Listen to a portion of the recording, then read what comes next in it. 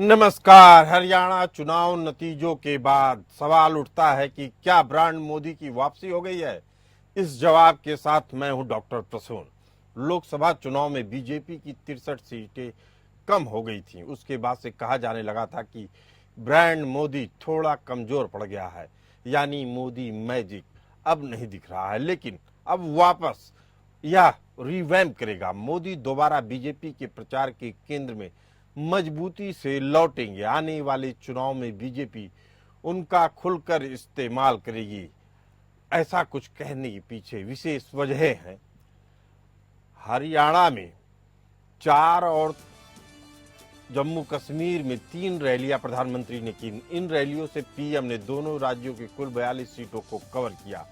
इनमें से 22 सीटों पर बीजेपी को जीत मिली, यानी पीएम का स्ट्राइक रेट रहा 52%। मोदी ने अपनी रैलियों में बीजेपी को 7 नई सीटें दिलाई। इनमें से 5 सीटें हरियाणा में और 2 सीटें जम्मू कश्मीर में मिली। हरियाणा में बीजेपी ने ब्रांड मोदी का खुलकर इस्तेमाल नहीं किया। 2019 में पीएम ने 6 रैलियां की, इस बार केवल 4 रैलियां की। चुनाव कैंपेन के दौरान भी बीजेपी ने मोदी की गारंटी जैसे स्लोगन का ना के बराबर जिक्र किया। महाराष्ट्र, झारखंड और दिल्ली विधानसभा चुनाव में बीजेपी ब्रांड मोदी का फायदा उठाएगी ही। बीजेपी समझ गई है कि किसी भी चीज का ओवरलोड सही नहीं होता, इसीलिए उसने हरियाणा में पीएम का जरूरत के हिसाब से इस्तेमाल किया और स्थानीय लीडरशिप को भी तरीके से आगे बढ़ाया। यही रणनीति बीजेपी आने वाले विधानसभा चुनाव में भी अपनाएगी। मोदी उन इलाकों में फोकस करेंगे जहां बीजेपी को रिवैम्प की जरूरत है। बाकी जगहों पे बीजेपी का स्थानीय नेतृत्व ही दमखम दिखाएगा। लोकसभा चुनाव में 370 का नारा देने वाली बीजेपी 240 सीटों पर सिमट गई। उत्तर प्रदेश, हरियाणा, महाराष्ट्र, पश्चिम बंगाल जैसे राज्यों में बीजेपी को बड़ा नुकसान हुआ। करीब 5 महीने बाद बीजेपी को पहली बड़ी जीत मिली, जिससे प्रधानमंत्री सहित पूरी बीजेपी का आत्मविश्वास लौटता दिखा। हरियाणा बनने के बाद पहली बार कोई पार्टी लगातार तीसरी बार सरकार में लौटी है। बीजेपी ने 2000 के प्रदर्शन को भी इस बार पीछे छोड़ दिया। तब बीजेपी को 47 सीटें मिली थी और इस बार 48 सीटें। उद्धव गुट के शिवसेना मुखपत्र ने सामना में लिखा, अति आत्मविश्वास और अहंकार के कारण कांग्रेस की हार हुई। मध्य प्रदेश और छत्तीसगढ़ में भी यही हुआ। बुधवार को एक कार्यक्रम में उद्धव गुट के संजय राउत ने कहा कि हरियाणा में इंडिया गठबंधन नहीं बन पाया क्योंकि कांग्रेस को लगता था कि वो अपनी ताकत पर चुनाव जीत जाएगी। उन्हें सत्ता का कोई और भागीदार नहीं चाहिए। इससे पहले मंगलवार को दिल्ली के पूर्व सीएम केजरीवाल ने भी बिना कांग्रेस का नाम लिए कई सवाल खड़े किए। केजरीवाल ने कहा कि चुनाव परिणामों का सबसे बड़ा सबक यही है कि चुनाव में कभी भी अधिक आत्मविश्वासी नहीं होना चाहिए।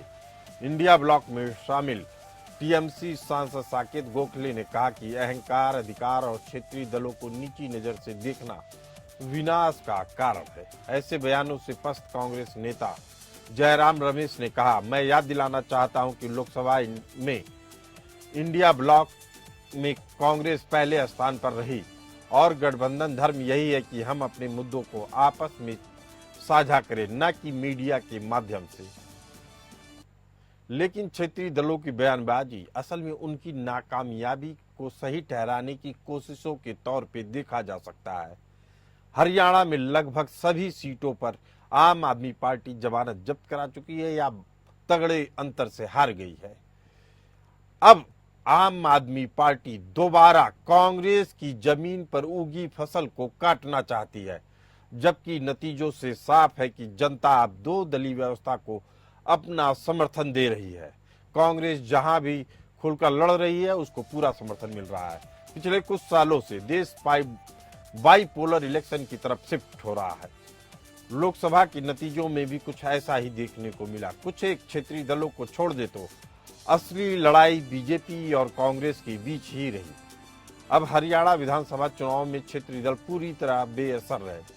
इसकी एक बड़ी वजह कांग्रेस का धीरे धीरे मजबूत होना भी है। वहीं क्षेत्रीय दल अब सिमट रहे हैं। हरियाणा में पहली बार ऐसा हुआ कि कोई भी क्षेत्रीय दल सरकार बनाने की भूमिका से बाहर हो गया। जहां तक आम आदमी पार्टी की बात है तो उसके लिए अब दिल्ली में भी मुश्किलें खड़ी होती नजर आ रही हैं। लोकसभा चुनाव के नतीजों के बाद से ही संघ और बीजेपी दोनों समझ गए कि उन्हें एक दूसरे के साथ चलना होगा। दोनों को एक दूसरे की जरूरत होगी। संघ को पावर चाहिए और बीजेपी को सत्ता। संघ के बिना बीजेपी को ग्राउंड पर मजबूत बेस नहीं मिल सकता और बीजेपी के सत्ता में आए बिना संघ को पावर नहीं मिल सकती। ये दोनों बातें दोनों ही संगठन के सर्वे सर्वा जानते हैं और इसीलिए राष्ट्रीय स्वयंसेवक संघ भी अब चुनौतियों का सीधा सामना करने का ऐलान कर चुकी है। हालांकि अब भी एक्सपर्ट का मानना है कि महाराष्ट्र, झारखंड, दिल्ली में होने वाले विधानसभा चुनाव में सहयोगी पार्टियां उस पर दबाव बनाएंगी। सीट शेयरिंग में कांग्रेस को उसके साथ कंप्रोमाइज करना पड़ेगा। महाराष्ट्र, झारखंड और दिल्ली के विधानसभा चुनाव में बीजेपी उम्मीदवार बदलने की रणनीति दोहराई जाएगी। हरियाणा की तर्ज पर बड़े लेवल पर मौजूदा विधायकों और उम्मीदवारों के टिकट 40% तक काटे जा सकते हैं। चुनावी विश्लेषकों का मानना है कि एंटी इनकम्बेंसी फैक्टर को न्यूट्रलाइज करने के लिए बीजेपी ने यह रणनीति अपनाई जो काफी हद तक कारगर रही। बीजेपी ने हाल के सालों में गुजरात, उत्तराखंड, त्रिपुरा और कर्नाटक के चुनाव में सीएम बदल दिए। इसमें कर्नाटक को छोड़कर बाकी 3 राज्यों में बीजेपी ने सत्ता में वापसी कर ली, जो एक बड़ा प्रयोग समझा जा सकता है। हरियाणा में भी बीजेपी ने सीएम बदलने का दांव चला। विधानसभा चुनाव से 6 महीने पहले मनोहर लाल खट्टर को हटाकर नायब सिंह सैनी को मुख्यमंत्री बना दिया, जो कि बीजेपी के फेवर में रहा। इसी मुद्दे पर चर्चा करने के लिए हमारे साथ मौजूद हैं रवि अरोड़ा जी और भूपेंद्र कुमार जी, दोनों राजनीतिक विश्लेषक। आप दोनों का बहुत बहुत स्वागत है। भूपेंद्र जी, पहला सवाल आपसे, जो नतीजे आ रहे हैं और जो आकलन और विश्लेषण हो रहा है कि कैसे एक लंबे समय तक 10 साल राज करने के बाद भी एंटी इनकम्बेंसी फैक्टर पे काबू पाया जा सकता है, आपको लगता है कि ऐसे ही अगर प्रयोग चलते रहे तो बीजेपी को कोई मुश्किल नहीं आएगी महाराष्ट्र फतेह करने में? भूपेंद्र जी। जी बिल्कुल सही कह रहे हैं आप। देखिए क्या है, बीजेपी जो 14 के बाद जो सरकार में आई केंद्र में, और उसके बाद जो उन्होंने नए प्रयोग किए हैं, जो आपने अपनी उसमें ब्रीफिंग में भी बताया कि उन्होंने अधिकांश 40%, 50% कैंडिडेटों के जो मौजूदा विधायक हो चाहे सांसद हो, उनके टिकट काटे और उसका परिणाम यह है कि वहां पे 67 या 50%, 50% जो उनके और लगभग 60 से ऊपर प्रतिशत के लोग कैंडिडेट जीते जिनको नए उम्मीदवार तय। दूसरी बात ये समझ में आती है कि जो कैंडिडेटों को जो चुनाव में टिकट काटते हैं, उन लोगों का प्रभाव उनके पैकेज में नहीं पड़ता है, क्योंकि उन्होंने अपना एक कैडर, वो जो वोटर है, वो बना रखा है। दूसरी उनकी रणनीति सबसे सफल ये रही कि उन्होंने हमेशा नए नूतन प्रयोग किए और जिनके लिए कभी उन्होंने उसकी झिझक नहीं की। दूसरी जो जातियां हैं, उनके वोट को अपने में समाहित करने के लिए भी उन्होंने बहुत प्रयास किया और जिसके लिए सफल हुए। और एक महत्वपूर्ण बात यह है कि जो उनके लास्ट में जो आप कह रहे हैं कि जिसका एंटी कंपेंसी का जो प्रभाव वो न्यूट्रल कर देते हैं, उसका एक प्रभाव सबसे बड़ा ये है जो उनके चुनाव के 20 या 25 दिन में जो उनके धरातली जो कार्यकर्ता काम करते हैं, जो कार्यकर्ता भी जनता के वोटर के पास जाते हैं, जो चुनाव प्रचार से अलग रहते हैं, जो सिर्फ जनता के बीच में जाते हैं और ये बताते हैं जो उनकी विचारधारा के अनुसांगिक संगठन, वो निश्चित रूप से ग्रास रूट पे बहुत काम करते हैं और वो से लगभग 3 से 4% जो वोट जो मूवमेंट होता है और जो बीजेपी के रूप में शिफ्ट होता है, उसका प्रभाव ये पड़ता है कि सत्ता में पुनः वापसी होती है। ये एक बहुत बड़ा फैक्टर है, क्योंकि जो उनके जो विचारधारा से जो जुड़े हुए आनुषंगिक संगठन हैं, वो एक निदान संगठन का ना, मुझे लगता है थोड़ा सा अटपटा लगेगा। सीधे आरएसएस की बात की जाए तो आरएसएस के भीतर ही करीब 52 अनुषंगिक संगठन हैं, वो लगातार काम करते हैं। लेकिन आरएसएस की बात की जाए तो जो मेन कैडर है, उसके जो स्वयंसेवक हैं, वो किसी से भी एक पैसे का चंदा नहीं लेते हैं। अपने साधन से, अपने संसाधनों से, अपने निजी तौर पे पार्टी का प्रचार करते हैं और उनका चरित्र इस तरह का होता है कि लोगों को प्रभावित करता है। अगर कहा जाए कि आधुनिक काल के ये साधु हैं तो कोई भी अतिशयोक्ति नहीं होगी। हालांकि उसमें भी कुछ बदलाव आ रहे हैं, लेकिन रवि अरोड़ा जी, इस तरह से आप राजनीतिक पार्टी को कमजोर बना रहे हैं या मजबूत बना रहे हैं? दूसरा, क्षेत्रीय दलों का जो दबाव बन रहा है कांग्रेस के ऊपर, उसे राष्ट्रीय राजनीति के ऊपर आप कितना बड़ा संकट मानते हैं?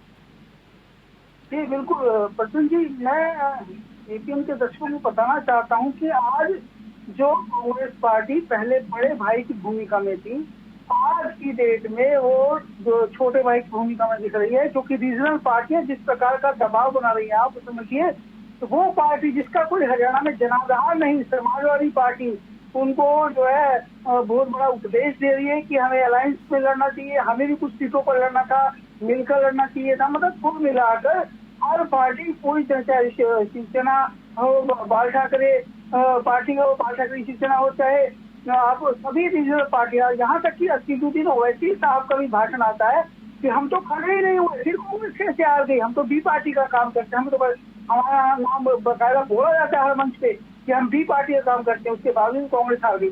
और खासकर शिवसेना में तो स्पष्ट अपने शिवसेना का जो मुखपत्र है सामना, उसमें लिखा है कि कांग्रेस ने से अगर किस प्रकार से जीती हुई हारी जा सकती है, यह कांग्रेस से सीखना चाहिए। मतलब एक इतना बड़ा मैसेज देना कहीं ना कहीं मुझे लगता है कांग्रेस को कटघरे में खड़ा कर दिया है।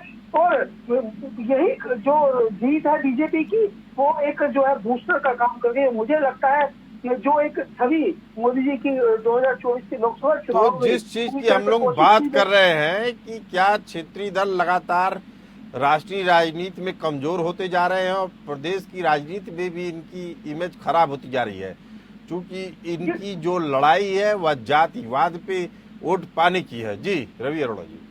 जी बिल्कुल बिल्कुल सही कहा आपने कि इस समय पे रीजनल पार्टियां ज्यादा हावी हो रही हैं, खासकर कांग्रेस पर। और मुझे लगता है कि अब जो बार्गेनिंग होगी उसके अंदर कांग्रेस का पलड़ा बहुत हल्का रहने वाला है। जिस प्रकार से आप समझिए कि झारखंड के मुख्यमंत्री तुरंत उसके बाद से दिल्ली पहुंचे, क्योंकि उनको लगने लगा है कि टाइम ज्यादा लेना भी ठीक नहीं है, क्योंकि ऑलरेडी कई बार क्या होता है कि सीटों के बंटवारे को लेकर ही बात चलती रहती है, उसके बाद टाइम इतना खिंच जाता है कि मौके पर नुकसान ना हो जाए। तो कहीं ना कहीं अब सभी खेमों में, विपक्षी पार्टियों के सभी खेमों में कहीं ना कहीं उछल पुछल शुरू हो चुकी है। लेकिन इतना तय है कि कांग्रेस का पलड़ा पहले से बहुत हल्का हो गया है, और अब जो बार्गेनिंग होगी उसके अंदर क्षेत्रीय रीजनल पार्टियों का पलड़ा भारी रहने वाला है। और वो लेकिन इन क्षेत्रीय राजनीतिक दलों को कांग्रेस का सहारा चाहिए। इस कांग्रेस को ये बात मालूम है, और उस कांग्रेस से ज्यादा महत्वपूर्ण है कि क्षेत्रीय दलों को भी कांग्रेस की अहमियत पूरी तरीके से मालूम है। उनको मालूम है कि एक प्रदेश में लड़ाई तभी मानी जाएगी संजीदगी से कि वो लड़ाई लड़ रहे हैं जब कांग्रेस साथ आती दिखे। लेकिन कांग्रेस को उसका हिस्सा देने को ये पार्टियां तैयार नहीं होती हैं। भूपेंद्र कुमार जी, अगर यही स्थिति बन रही है खासकर महाराष्ट्र में, झारखंड में और दिल्ली में, तो कांग्रेस का अकेले लड़ना चुनाव उचित रहेगा या इन दलों के साथ? देखिए, कांग्रेस का अलग चुनाव लड़ना तो निश्चित रूप से उसको और ही धरातल में बिल्कुल खत्म करने की स्थिति हो जाएगा। आज स्थिति उस तरह से हो गई है, गठबंधन के बिना कांग्रेस अब जीवित नहीं रह सकती, क्योंकि अब वो वेंटिलेटर पे आ गई। और इन चुनावों से क्या होता है, कार्यकर्ताओं पे बड़ा प्रभाव पड़ता है। एक महत्वपूर्ण बात आपको ये बताना चाहूंगा मैं कि जो राष्ट्रवाद का जो भारतीय जनता पार्टी जिस तरह से इश्यू बनाती है और जिस तरह से बात करती है जनता की, उसमें वो भी एक चुनाव के टाइम पे बहुत बड़ा मैसेज जाता है। और मोदी जी का जो संदेश है वो मोदी जी को इमेजिन करके नीचे तक पहुंचाया जाता है। अब इनके इशू क्या है, जाति जनगणना, संविधान बचाओ। और इस संविधान बचाओ और जाति गणना का जो इशू रहा, वो आज मुझे ये इन दो विधानसभाओं से ये नहीं लगता कि वो कहीं धरातल पे है। दूसरी बात, जो राष्ट्रीय पार्टी का जो स्तर है उनका, अब वो उनको बचाने के लिए अपना समझौता करने की स्थिति में आ गए। क्षेत्रीय पार्टियों के बिना तो कांग्रेस और कर नहीं पाएगी, और बीजेपी के फाइटर पे नहीं लड़ पाएगी। ना क्षेत्रीय पार्टी लड़ पाएंगी और ना कांग्रेस और क्षेत्रीय पार्टी को गठबंधन करके ही बीजेपी से वो फाइट करने की मूड में हो पाएंगे। यानी कांग्रेस के लिए आगे कुआं पीछे खाई है। ऐसे में मोदी मैजिक कितना कारगर होगा बीजेपी के लिए? कांग्रेस पर क्षेत्रीय दलों के दबाव की और आने वाले चुनाव में मोदी के मैजिक की। हमारे साथ इस मुद्दे पर चर्चा करने के लिए मौजूद है रवि अरोड़ा जी और भूपेंद्र कुमार जी, राजनीतिक विश्लेषक के तौर पे दोनों लोग जुड़े हुए हैं। रवि अरोड़ा जी, दिल्ली में मोदी मैजिक कारगर कितना होगा? जी बिल्कुल, देखिए दिल्ली में, हरियाणा में जिस प्रकार से मोदी मैजिक चला, आप ये समझिए जहां जहां भी मोदी जी ने रैलियां की वहां हम पर वोट पड़ा। और सबसे बड़ी बात है, जब मोदी जी कहीं भी प्रचार के लिए गई वहां लोगों ने राष्ट्रवाद को मेन मुद्दा माना और खासकर उनकी बातों पे भरोसा किया, उनको वोट दिया, और ना सिर्फ वोट दिया बल्कि उनको सत्ता में दोबारा उनकी पार्टी को सत्ता में वापस भेजा। दिल्ली में 7 सीटें जीतकर यह तय हो चुका है कि इस बार केजरीवाल को दिल्ली में बड़ा झटका लगने वाला है। यह बात केजरीवाल आपको मैं बताऊं रवि अरोड़ा जी, जब मैंने लोगों से बात की हरियाणा चुनाव नतीजों के बाद, जो कार्यकर्ता आए थे बीजेपी दफ्तर में, उन्होंने हमसे बताया कि लोगों को मोदी जी का वो चेहरा पसंद नहीं आया जिसमें मोदी जी लोकसभा चुनाव के बाद जनता के सामने आए। उनका चेहरा थोड़ा मुरझाया था और हरियाणा की जनता मोदी के चेहरे पे दोबारा मुस्कान ला सकी, उसको लेके हरियाणा की जनता गदगद है। एक तरीके का सिंपैथी भी गेन किया गया मोदी जी के लिए। क्या यह सिंपैथी हरियाणा से चल के महाराष्ट्र भी जाएगी? प्रसून जी, मैं आपको बता दूं, सच ये बात बिल्कुल सच कही और ये बात बिल्कुल सच भी है कि मैं समझता हूं पूरा देश इस बात को लेकर दुखी था, जिस प्रकार से वो देश के लिए कर रहे हैं, जिस प्रकार से वो ना सिर्फ हिंदुओं के लिए, ना सिर्फ मुसलमानों के लिए, हर कम्युनिटी के लिए उन्होंने काम किया, जिस प्रकार से वो कानून लेकर आए और जिस प्रकार से वो योजनाएं लेके आए, उन सभी को लेकर कहीं ना कहीं उसके बावजूद भी अगर 400 पार का नारा दिया गया, लेकिन उसके बाद भी जिस प्रकार से उनको गठबंधन करके सरकार में आना पड़ा, तो ऐसे को लेकर कहीं ना कहीं मोदी जी दुखी थे। उनके चेहरे को लेकर कहीं ना कहीं पूरे देश के युवाओं के अंदर, देश की जनता के अंदर एक रोष। तो क्या मान लिया जाए कि हरियाणा चुनाव के नतीजों ने मोदी जी का मूड बदल दिया है, मोदी मैजिक फिर से काम करेगा? जी बिल्कुल बिल्कुल बिल्कुल, इसमें कोई दो नहीं है। जो लोकसभा चुनावों में नुकसान हुआ था उसकी भरपाई हरियाणा के चुनाव में पूरी तरह से हो चुकी है।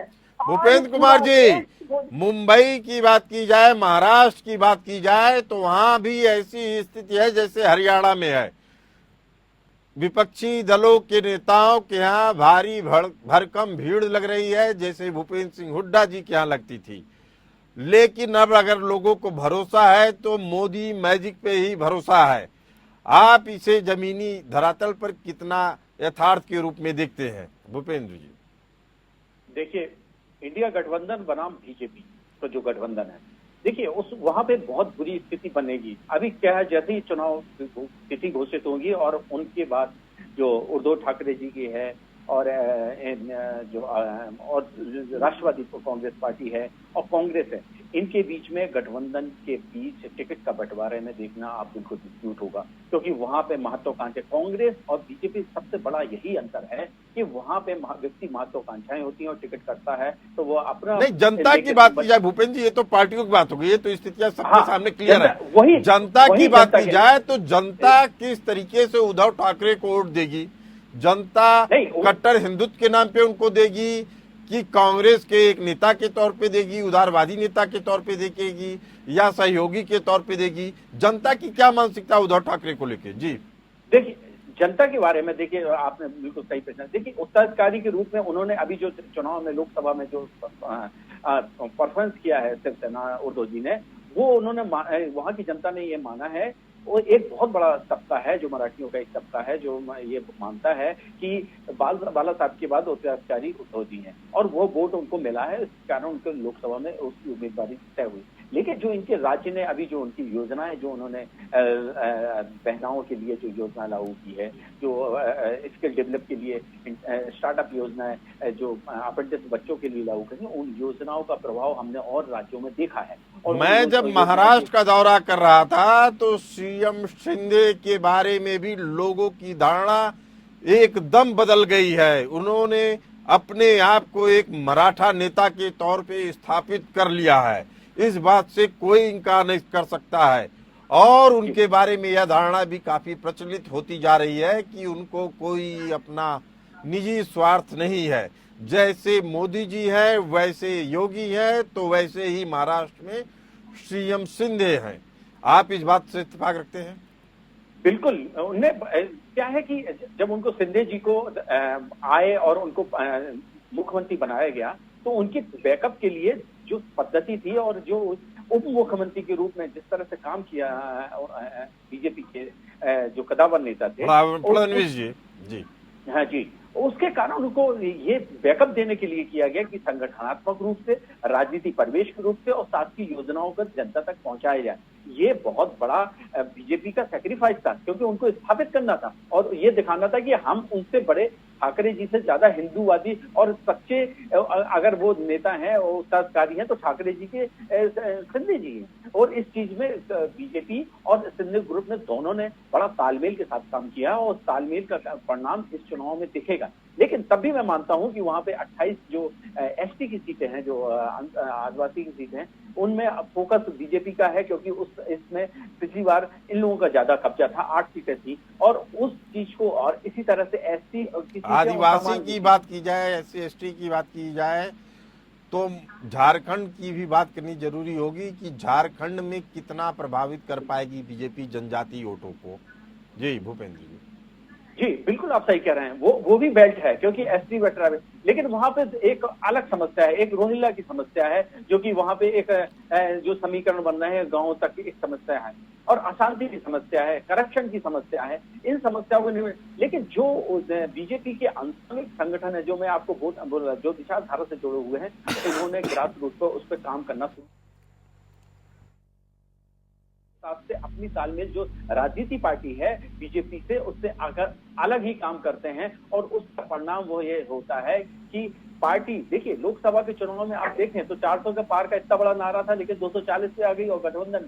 लेकिन बीजेपी ने उसके बाद ये सीखा कि हमने ओवर कॉन्फिडेंस, राम मंदिर के कारण हमने यूपी पे कम फोकस किया और वहां पे संविधान बचाओ वो चल गया। अगर वो आरएसएस की बात की जाए तो उसके जो अनुसांगिक संगठन है, वनवासी करके एक संगठन है जो काम करता है जनजातियों के बीच में, उसका काफी बड़ा दायरा है। रोहिंग्या की बात एकदम सही है आपकी। रवि अरोड़ा जी, क्या अब बड़ा सवाल यही है, क्या बीजेपी की राजनीति का असली धरातल आरएसएस ही हमेशा तय करेगी, या बीजेपी भी अपने आप में सामर्थ्य होगी राजनीतिक विवादों से ऊपर उठकर? जी बिल्कुल, देखिए राजनीतिक हम बात करते हैं तो 2024 के लोकसभा चुनाव से पहले कुछ से दूरियां बीच में थी आरएसएस के बीच में और बीजेपी के बीच में। लेकिन मैं समझता हूं कि बिना आरएसएस के बीजेपी अधूरी है और बिना बीजेपी के आरएसएस अधूरी है, क्योंकि दोनों ही संगठनात्मक तौर पर एक दूसरे के लिए पर अच्छी तरह मिलकर काम करते रहे हैं। तो ऐसे में मुझे लगता है कि हम किसी एक मैं एक सिक्के के दो पहलू भी इनको कह सकता हूँ, क्योंकि जितने भी बड़े नेता आते हैं बीजेपी के अंदर, उनके अंदर सबसे पहली जो पृष्ठभूमि रहती है वो यही तय की जाती है कि वो आरएसएस से हो। तो ऐसे में मुझे लगता है कि जो चलता आ रहा है वैसे ही चलता रहेगा, क्योंकि आने वाले टाइम में कुछ ऐसे बदलाव भी देखने को मिल सकते हैं, क्योंकि पीछे कुछ ऐसी गलतियां हुई हैं भाजपा से, गलतियां हुई हैं, उनको सुधारना होगा। बीजेपी को भी सुधारना होगा और कांग्रेस को भी अपने ऊपर बन रहे दबाव को झेलना होगा, उससे निजात पाना ही होगा। क्योंकि एक राष्ट्रीय दल के तौर पे अगर कांग्रेस उभरती है तो मजबूत विपक्ष भारत की स्वस्थ राजनीति के लिए ज्यादा महत्वपूर्ण होगा। इस चर्चा में आप दोनों मेहमान बने रहे, आप लोगों का बहुत बहुत धन्यवाद। फिलहाल वक्त हो चला है एक ब्रेक का, हम अपनी चर्चा को यहीं विराम देते हैं। चलते रहिए एपीएन न्यूज के साथ।